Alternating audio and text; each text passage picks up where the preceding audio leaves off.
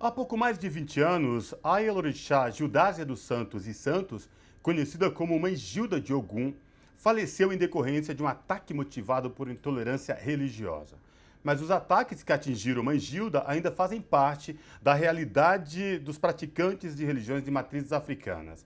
Para repercutir o atual momento de intolerância religiosa vivido no Brasil, nós conversamos agora com Ellen de Lima Souza, que é professora doutora da Unifesp, Ekede de Oxum, Axé e Balatã. Boa noite, professora Ellen de Lima Souza. Prazer falar com a senhora. Seja muito bem-vinda.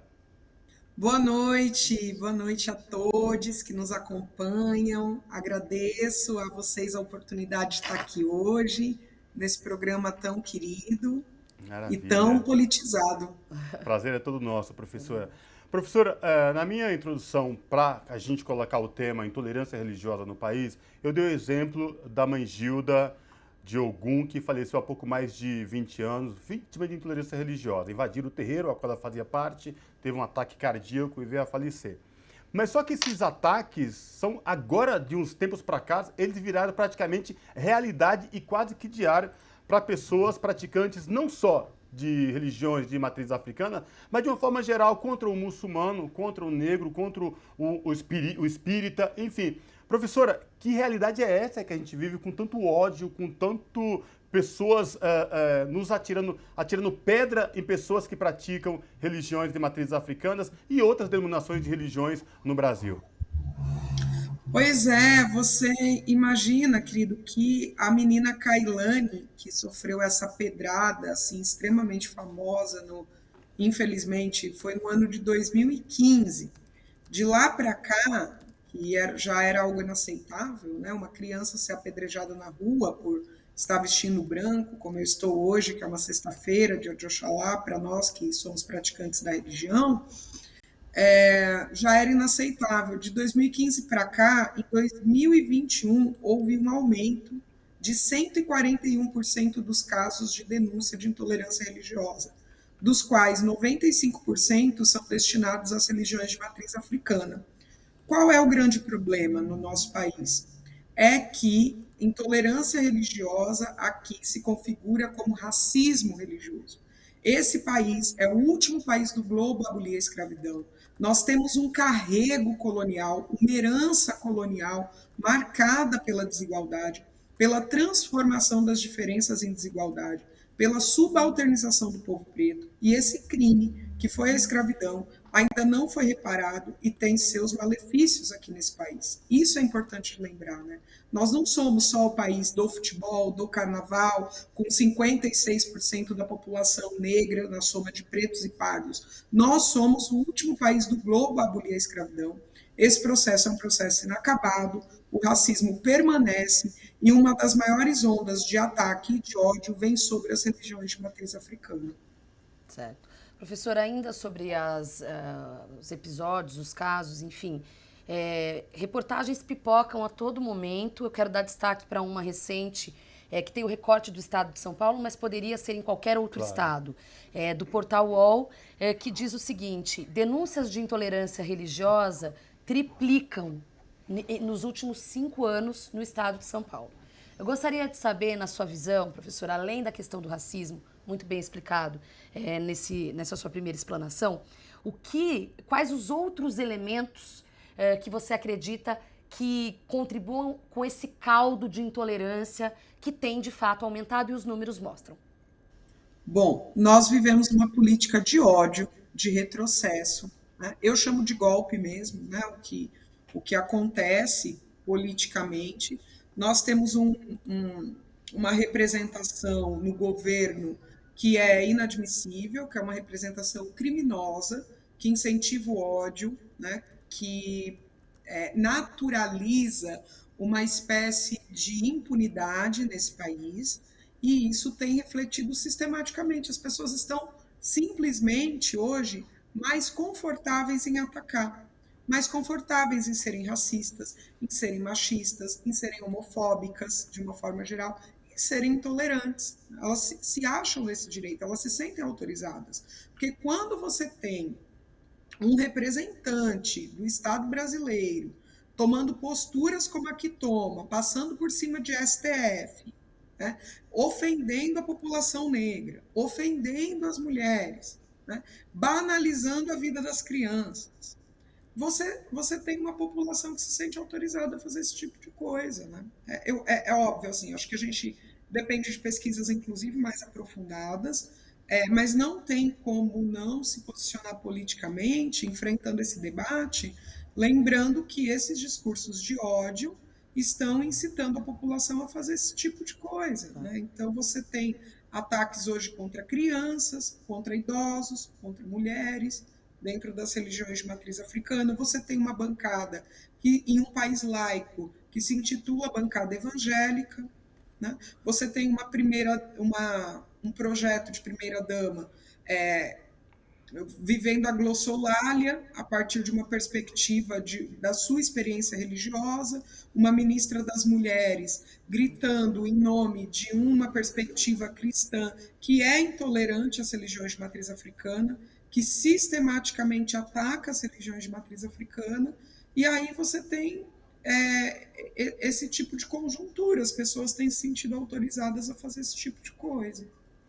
Professora, você muito bem tocou nesse assunto, né, dessa potencialização de, diariamente, dos últimos anos para cá, esse aumento exacerbado, porque é isso que você falou. Se eu tenho um representante que fica falando aos quatro cantos o tempo todo, pregando ódio, fazendo essa diferenciação com falta de respeito ao Estado laico, como a senhora bem mencionou aqui, as pessoas se sentem no direito e aí cada vez mais vão praticar mais violências contra qualquer tipo de pessoas que pensem ou ajam ou tenham algum credo diferente daquilo que eles acham que é o correto. Professora, como fazer para coibir tudo isso? Lembrando que, no momento atual, tem vários ataques, né, às instituições, ao Supremo, enfim. Como fazer para coibir tudo isso, professora? Ai, obrigada por essa pergunta. Eu quero dar um exemplo de uma disciplina que nós fizemos em 2020 na Unicamp, que eu tive a oportunidade de fazer com o Babá Sidney Nogueira, que é um semioticista, linguista, e é o autor do Intolerância Religiosa, um dos livros mais vendidos no Brasil, foi inclusive premiado, um parceiro incrível. Nós conseguimos produzir essa disciplina. E para o nosso espanto, vocês imaginem, a professora Gabriela Tebé da Unicamp, quem organiza também o texto, nós abrimos a disciplina intitulada EBO epistemológico. O EBO tem uma lógica de limpeza, né, no Código Iorubá, e a perspectiva era essa, para construir esse giro epistemológico para uma educação antirracista. E, para nossa surpresa, esperávamos 30 alunos e recebemos 1.012 inscrições. Não foi Nossa! possível atender todos, todas e todes. Nos esforçamos para atender com critérios regionais, de pertencimento, de diferentes áreas, todos mestrandos e doutorandos de universidades públicas do Brasil, inclusive alguns de fora do Brasil, que acabaram sabendo da disciplina de alguma forma e tentaram se inscrever no período, e nós tivemos esse livro agora, o Giro Epistemológico por uma Educação Antirracista, com 35 trabalhos, o prefácio da professora Kilson Oliveira, a quarta capa é da professora Nilma Lino Gomes. Nós organizamos nesse sentido o que as pesquisas hoje, em diferentes áreas do conhecimento, seja nas exatas, nas humanas ou nas biológicas, vem fazendo para enfrentar esse tipo de debate, para buscar outras alternativas diante de uma sociedade como essa, que é absolutamente desigual e marcada pelo racismo. E aí esse livro tenta contemplar um pouco essas nossas experiências, essa luta. Eu acho que a Universidade Brasileira responde, né, a esse movimento que a gente tem de descrença na ciência, de absoluta negligência com aquilo que é a população brasileira. Haja visto como foi tratada a própria pandemia, a Universidade Brasileira vem respondendo, buscando, a partir do conhecimento dos terreiros, de como esse povo foi resistindo a todo esse processo e como isso pode ser encarado em um diálogo franco, aberto, direto, desmistificando e nos orientando a conduzir uma outra postura. Por isso que tem o nome de Giro Epistemológico por uma Educação Antirracista, tem Exu na sua capa, né?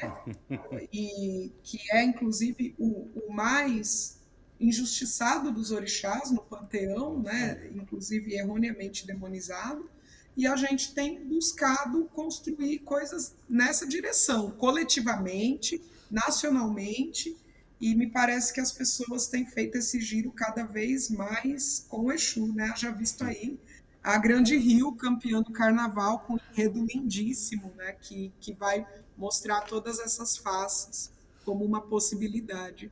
Com certeza. Professora, foi muito curioso porque um pouco mais cedo no programa nós falamos justamente do carnaval e eu usei exatamente a sua frase, o mais injustiçado, porque realmente é, né?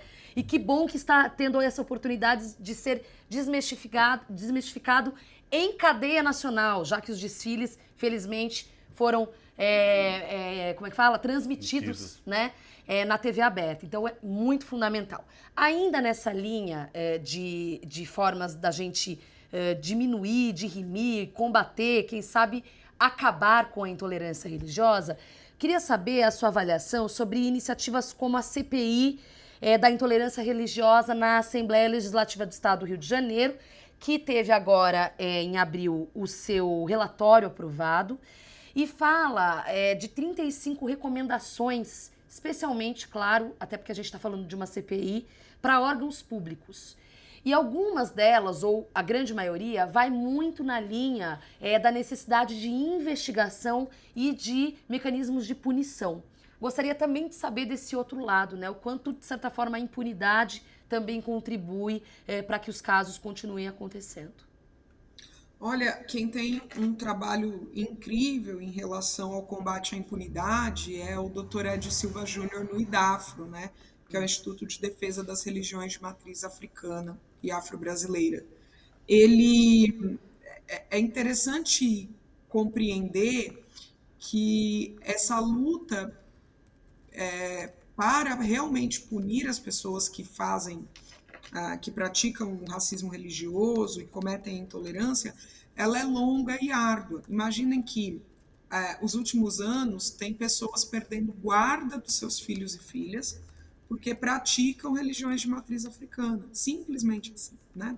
Então você tem, olha que interessante como o Brasil vai funcionar. Você tem mães brancas com filhas brancas perdendo guarda por racismo religioso.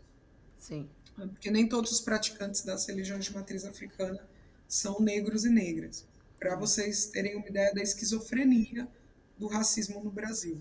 O quanto o combate que nós vivenciamos é um combate, é uma guerra ideológica, uma disputa de narrativas absurda.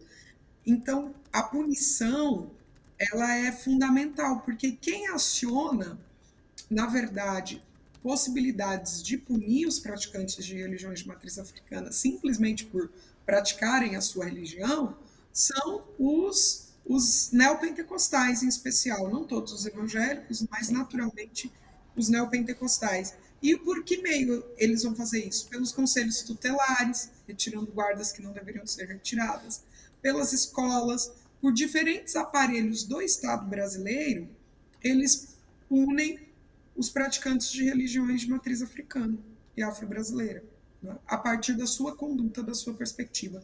Então, a nossa resposta, não só na CPI, mas prioritariamente nesses mesmos espaços, tem sido essa disputa de narrativas e a desmistificação dessas experiências, porque é pouco factível que uma mãe perca a guarda de uma criança, pura e simplesmente porque a avó discorda da religião que essa mãe pratica. E aí, né, o IDAFRO defendeu causas como essa, né? Você imagina uma avó que queria tirar a mãe porque na religião ela entendia que havia fumo e bebida alcoólica. Então, quer dizer, toda criança que tiver um pai ou uma mãe fumante ou que tome qualquer tipo de bebida alcoólica precisa ser retirada dos seus lares?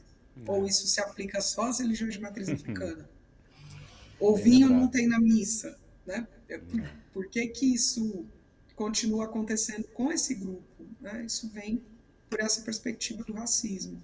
Como eu costumo dizer, enfim, a hipocrisia. Total. Né, professora?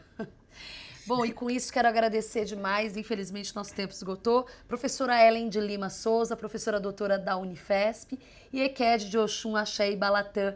Muito obrigada, professora, e até uma próxima oportunidade. Eu quem agradeço. Foi uma satisfação estar aqui com vocês. Uma Abraço, boa professora. Axé. Axé. Axé.